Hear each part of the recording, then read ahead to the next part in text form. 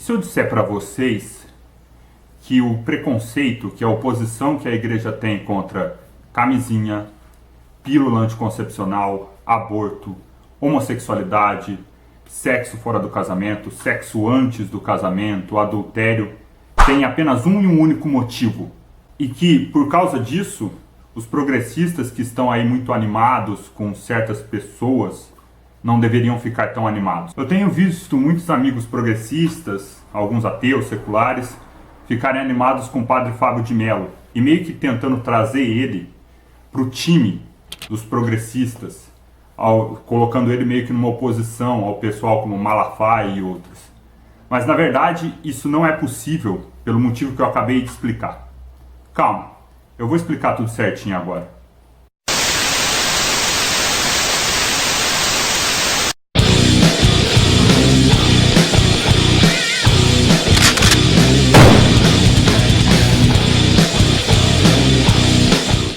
Em comparação com fundamentalistas neopentecostais como Malafaia, Feliciano e outros, é claro que o padre Fábio de Mello é um grande avanço.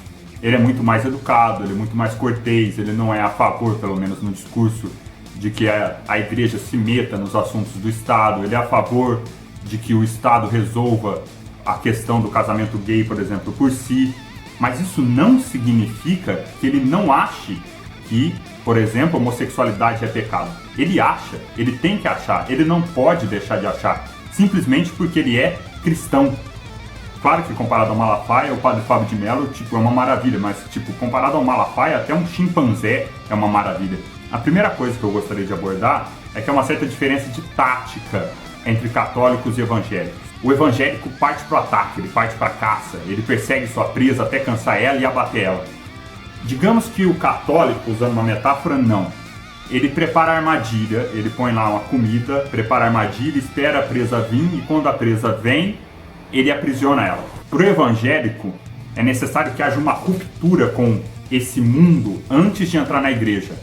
Para o católico, não. Para o católico, para a igreja católica é importante atrair o fiel para dentro da igreja, para que dentro da igreja haja a conversão. Se na visão cristã, o sexo, o prazer sexual é uma consequência do pecado original e, portanto, essencialmente errado, e só se justifica pela suposta função teleológica que Deus teria conferido ao sexo, que é reproduzir, crescei-vos e multiplicai-vos, entendemos qual a relação do cristianismo ser contra a homossexualidade, camisinha, aborto, controle de natalidade, sexo antes do casamento. Sexo, por qualquer outra coisa, por prazer apenas ou por qualquer outro motivo, não é admitido, é pecado. O sexo só se justifica se a intenção dele for fazer um bebê.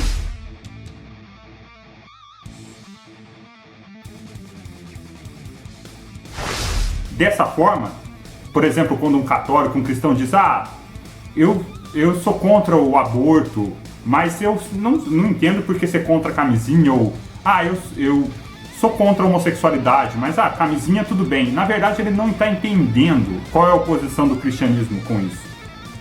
A oposição é: sexo em si é ruim. E como eu explico em outros vídeos, ainda farei outros vídeos explicando, nos meus 2 primeiros vídeos tocam um pouco nisso, em outras religiões já foi diferente. O cristianismo tem um problema sério com o sexo. O sexo é errado em si. Ele só se justifica se a intenção for fazer filhos. Por isso, o mesmo motivo que leva a igreja, que leva o cristianismo a ser contra a homossexualidade ou o aborto, é o mesmo que leva a ser contra a camisinha ou a pílula anticoncepcional. Sexo sem a intenção de fazer bebês é errado. Sexo só se justifica, só se pode relevar o sexo se ele for usado como um meio ruim, um meio contingente, um mal necessário para um fim divino, que seria a família. Como diz o Catecismo da Igreja Católica sobre a homossexualidade, entre os parágrafos 2357 a 2359, vou selecionar uns trechos aqui, sobre a homossexualidade no caso. Apoiando-se na Sagrada Escritura, que os apresenta como depravações graves, a tradição sempre declarou que os atos de homossexualidade são intrinsecamente desordenados, são contrários à lei natural, fecham o ato sexual ao dom da vida. não procedem de uma verdadeira completude afetiva sexual, não podem, em caso algum, ser aprovados. Esta propensão, objetivamente desordenada, constitui para a maior parte deles uma provação. As pessoas homossexuais são chamadas à castidade. Há uma diferença de atitude entre o evangélico e o católico. O evangélico tende a ver o homossexual como um inimigo a ser derrotado, já que ele fez uma escolha pelo pecado. Ele é um inimigo que deve ser derrotado no campo de batalha. Já a Igreja Católica tem uma visão, claro, superior, uma visão mais aceitável. O homossexual é errado. Sim, ele está em pecado, mas ele não é um inimigo. Ele é alguém de quem se deve ter pena, de quem se deve compadecer, a quem se deve oferecer ajuda. Mas, de qualquer forma, essencialmente, lá embaixo, a visão é a mesma, é errado.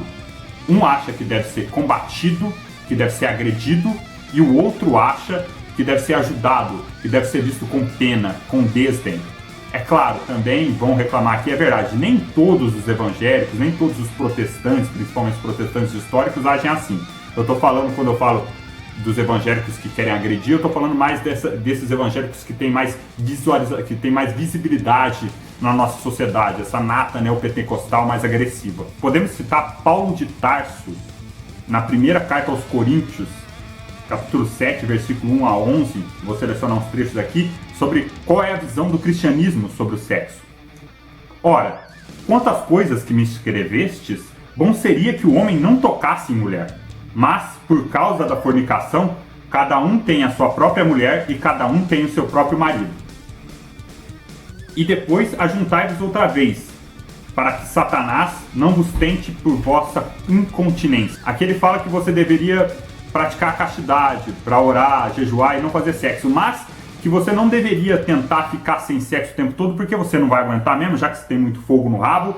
É bom que você não fique tentando ser casto o tempo todo, porque é capaz de você fazer fora do casamento, aí fudeu de vez. Outra coisa importante, digo, porém, isto como que por permissão e não mandamento. Ou seja, o bom mesmo seria que vocês não fizessem sexo, mas como vocês têm fogo no cu, que pelo menos casem e façam sexo para ter filho, para gerar uma família, só dentro do casamento. O ideal seria que vocês não fizessem, mas como eu sei que vocês não vão aguentar, dos males o menor. Então o mal menor seria o sexo dentro do casamento apenas. Essa é a visão de Paulo de Tarso. E ele completa: digo, porém, aos solteiros e às viúvas, que lhes é bom ficar como eu. Mas, se não podem conter-se, casem-se, porque é melhor casar do que abrasar-se. Ainda sobre a visão cristã quanto ao sexo, ao repúdio, à obsessão neurótica que Freud mais tarde vai analisar quanto ao sexo, e que Nietzsche também trata muito melhor do que Freud, óbvio, podemos citar Santo Agostinho no livro A Cidade de Deus. Vou selecionar uns trechos aqui. Assim como no paraíso eram desconhecidos o frio e o calor, assim também em seus habitantes era desconhecida a mordida desferida em sua boa vontade pelo desejo ou pelo medo. A sociedade conjugal era acompanhada de um amor honesto, baseado no amor e no respeito mútuo e na observância estrita dos mandamentos. Quando a humanidade era abençoada com tantas facilidades e tanta fartura, teria sido possível lançar as sementes dos filhos sem a companhia da luxúria. Os órgãos sexuais teriam sido estimulados para a necessária atividade tão somente pela vontade, assim como a vontade controla outros órgãos. Assim, sem ser incitado pela tentação da paixão, o homem poderia se fundir no regaço da esposa em completa paz de espírito e tranquilidade corporal. Aquela parte do corpo ativada não pela paixão violenta, mas posta em atividade pelo uso da potência diante do surgimento da necessidade. A semente lançada no útero sem que a mulher perdesse a virgindade. Assim, os dois sexos podiam se unir para a fertilização e a concepção por um ato de vontade, não pelo desejo concupiscente. Basicamente o que ele está dizendo aqui é o seguinte, tipo, Adão e Eva não deviam ter desejo, afinal eles não havia o pecado original ainda, então não havia tesão. Tipo, o cara não ficava de pau duro por tesão, ele ficava para fazer filho, então era um ato de vontade, ele olhava pro pau e falava, pau fica duro, ficou, opa, pau fica mole, opa, ficou.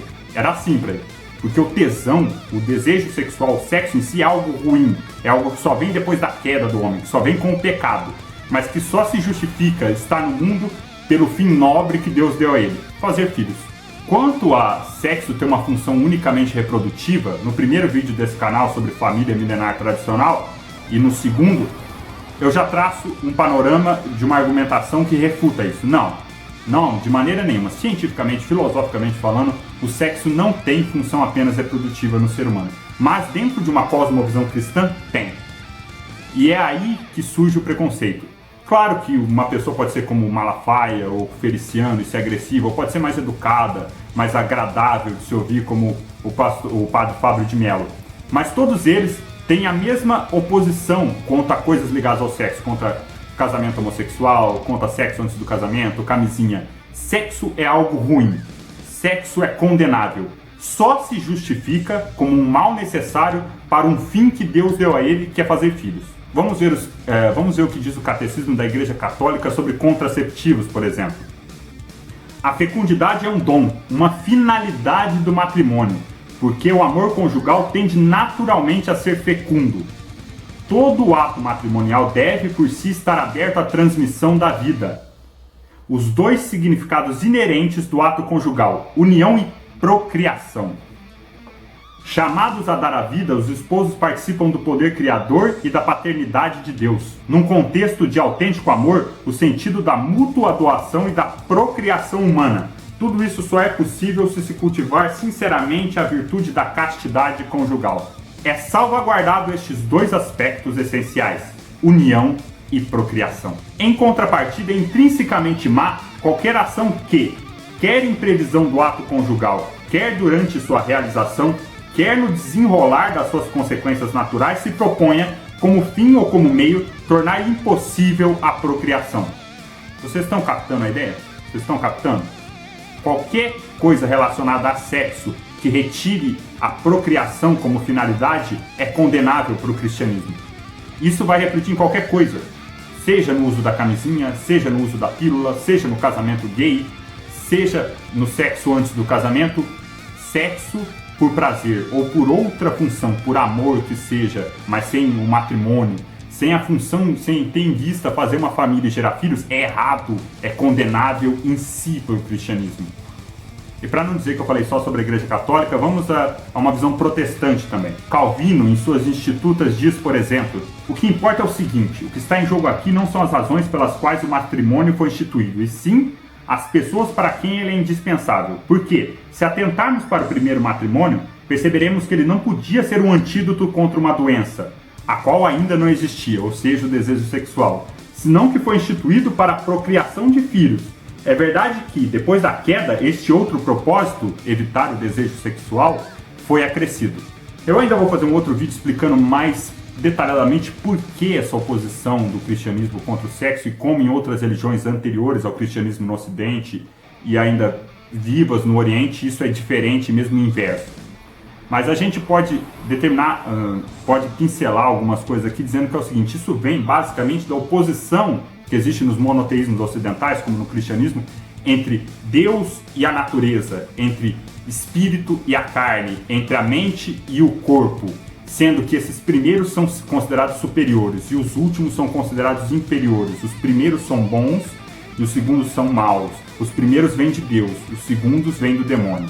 O sexo, a força vital, vem da carne, vem da matéria, vem daquilo, portanto, que é inferior, que é desprezível, que é do demônio.